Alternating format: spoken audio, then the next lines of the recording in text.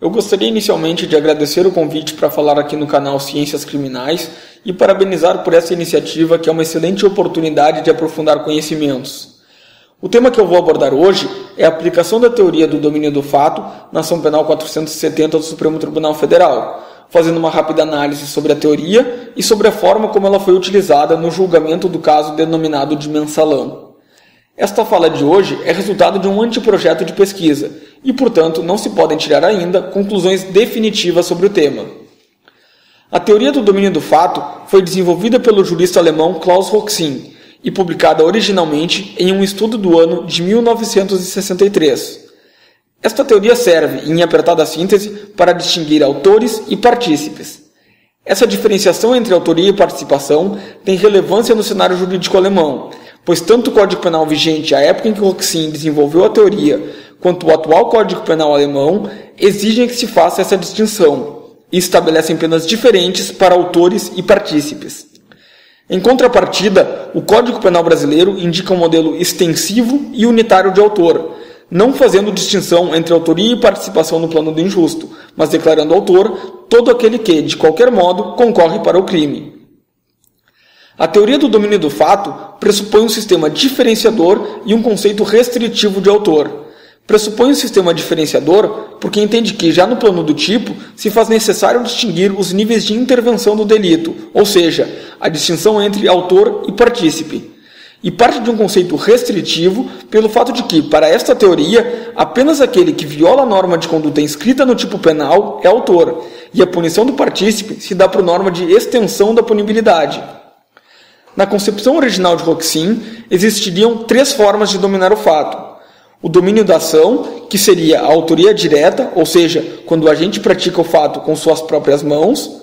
O domínio funcional do fato, que seriam os casos de coautoria em que há divisão de tarefas.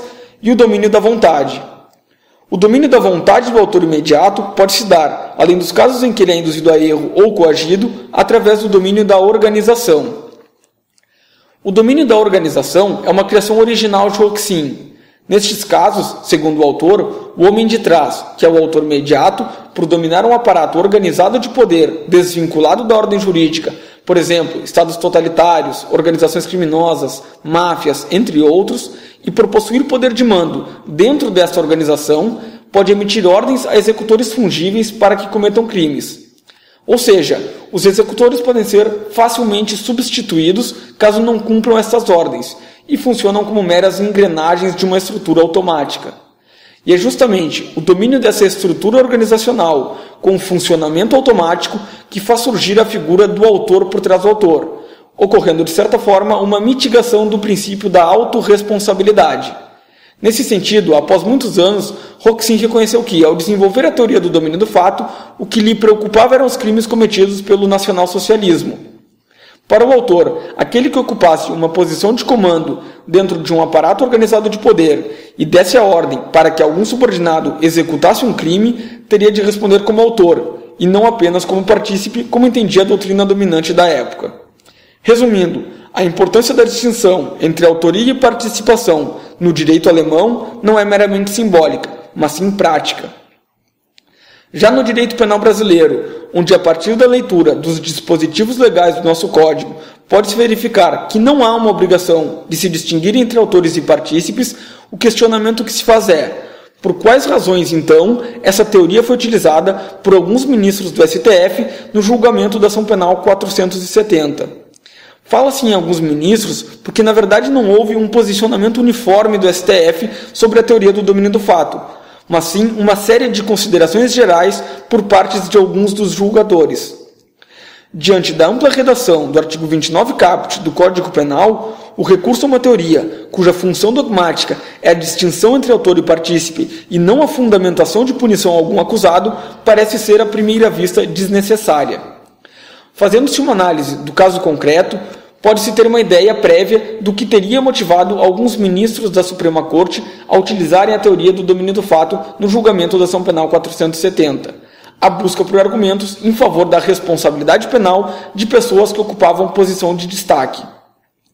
Ao que parece, o termo domínio do fato foi utilizado por alguns ministros da Suprema Corte como um substituto para a afirmação de uma responsabilidade penal da posição hierárquica de uma determinada pessoa.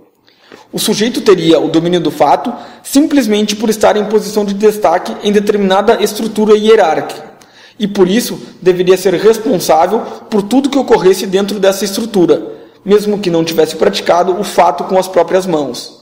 Ocorre que esse raciocínio nada tem a ver com a teoria do domínio do fato, e tampouco com a ideia de domínio da organização, que foi mencionada equivocadamente por alguns ministros como se fosse a própria teoria do domínio do fato, mas que, na verdade, é apenas uma das espécies de autoria em face do domínio do fato.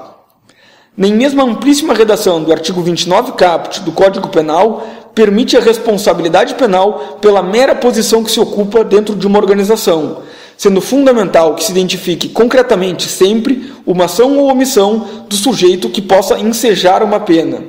Enfim, o que alguns ministros do Supremo Tribunal Federal fizeram foi distorcer o conceito da teoria do domínio do fato, referindo que ela se prestaria a fundamentar a responsabilização penal de uma pessoa que ocupa uma posição hierárquica de destaque, o que, como já referido, não é verdade.